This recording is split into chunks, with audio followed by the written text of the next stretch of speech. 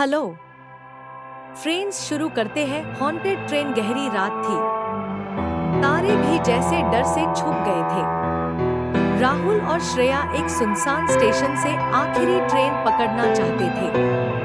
पूरी दुनिया जैसे सो चुकी थी, सिर्फ वही दोनों थे, एक दूसरे का हाथ थामकर। जब ट्रेन आई, उसमें कोई नहीं था, एकदम खाली।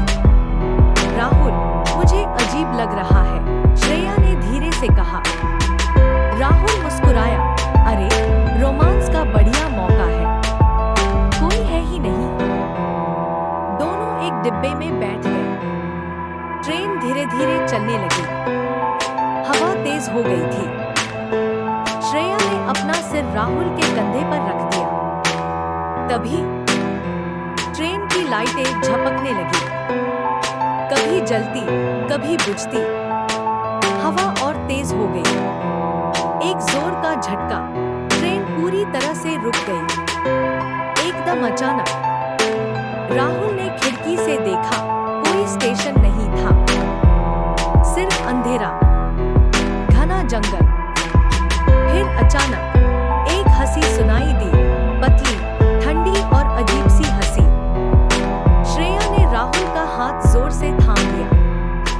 राहुल, यहाँ कोई है।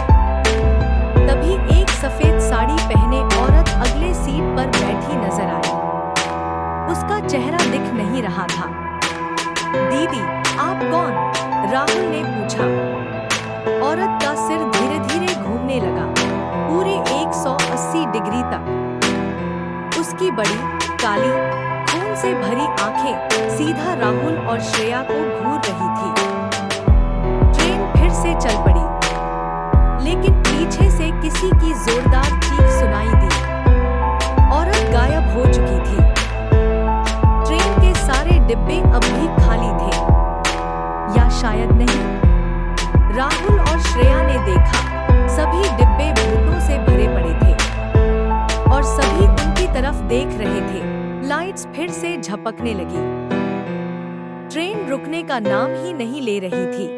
और फिर अचानक एक जोर का झटका और सब कुछ काला। क्या राहुल और श्रेया जिंदा बच सके, या वे भी उस हॉन्टेड ट्रेन का हिस्सा बन गए?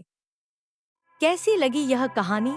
अगर आप और भी ऐसी डरावनी कहानियां चाहते हैं तो कमेंट करके जरूर बताइए।